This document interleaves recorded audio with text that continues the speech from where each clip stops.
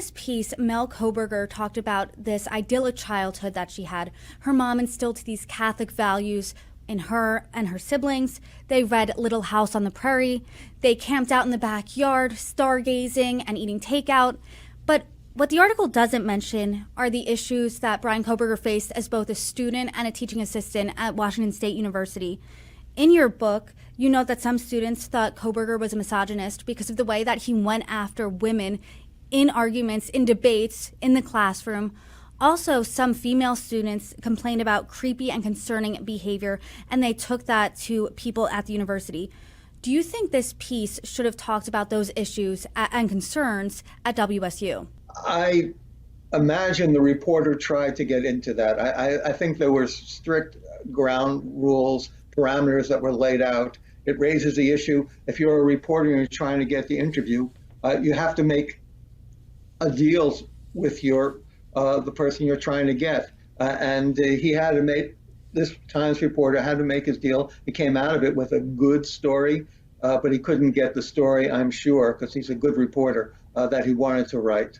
The whole WSU experience is interesting in the fact that, documents have come out. He was reported 13 times by various students there. They all saw this. His family, in the course of 2 months, saw this. His family saw nothing out of all these years where he was living at home. I don't believe it. One professor, in fact, wrote to the department head that really I'm wary about Kohberger because some point down the road, he's going to get a professor's job. He's a smart guy, and some student is going to be in jeopardy of being harassed by him. He never imagined anything like murder, but everyone else saw these signs. How could the family not have seen them?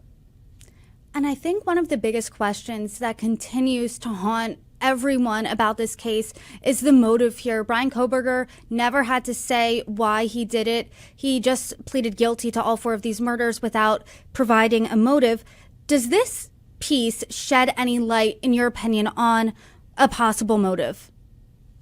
What this piece sheds light on to me is the reason why the prosecution agreed to let's make a settlement without a motive, just as the reporter had to make his concessions to get this story.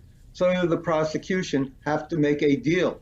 I don't think they should have made this deal, but they made this deal to say, let's get this case wrapped up. Let's save the family's anguish. Let's save the state some money. Let's just move on and put this into the past. So everyone is, just like the reporter made the deal, so did the state make a deal, and both of them are flawed deals. People can decide and argue whether they should not have made those deals at all.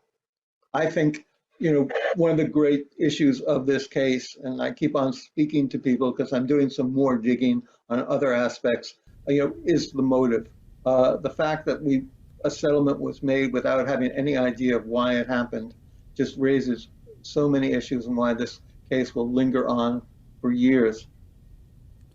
One of the other big questions surrounding this is what the family knew and when they knew it, if they knew anything. And according to the article, Kaylee Gonzalez's dad, Steve, said he feels for the Kohberger sisters, right? They didn't murder anyone, yet they have faced this torrent of public scrutiny since the murders, since their brother was arrested. But he still has questions on what the parents knew or what they even suspected.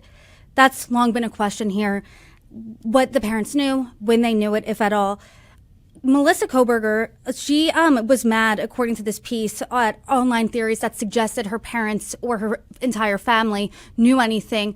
What do you make of that? Does this article clear up anything to you regarding what the Kohbergers knew, if they knew anything at all? This article clears up absolutely nothing about that. I mean, there still is the fact that at 6:30 in the morning, just about after Bryan Kohberger's pose for that infamous selfie that he takes in his own bathroom after the murders with his thumbs up, he calls his mom and he speaks for her for more than an hour and a half. I find it difficult to believe that after he committed 4 murders that he admits to, that she didn't notice anything in his voice, in his mood, in the way he was.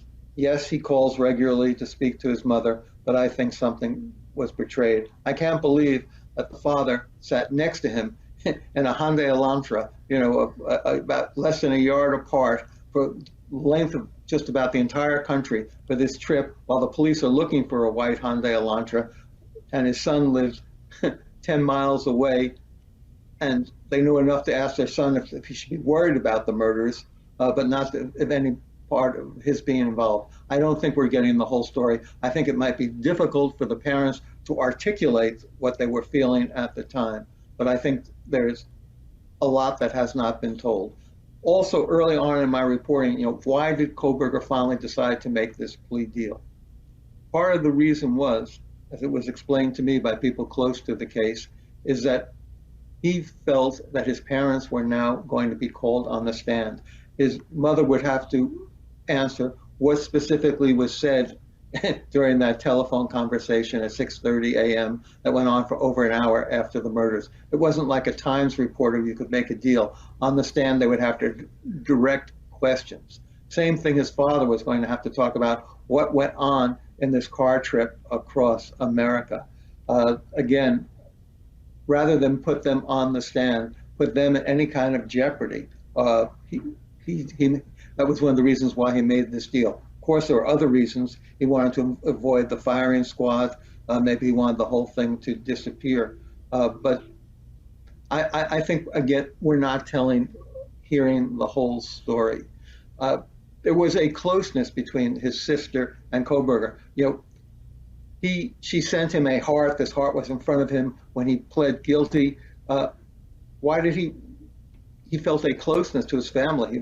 He was pleading guilty to 4 murders, and yet he was also thinking about his family.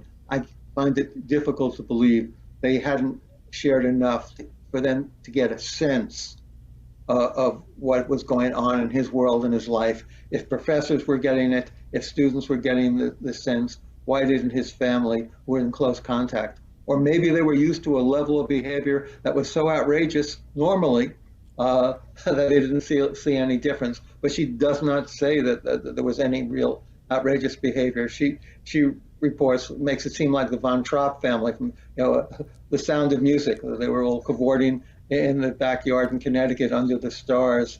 This one happy family. I don't think that was the case. Again, the father went through bankruptcies twice. It was a tough life. The son was a heroin. The father calls the police on the son after he steals the daughter's iPhone. This was, not a happy childhood. And in retrospect, I think she's putting a gloss on it.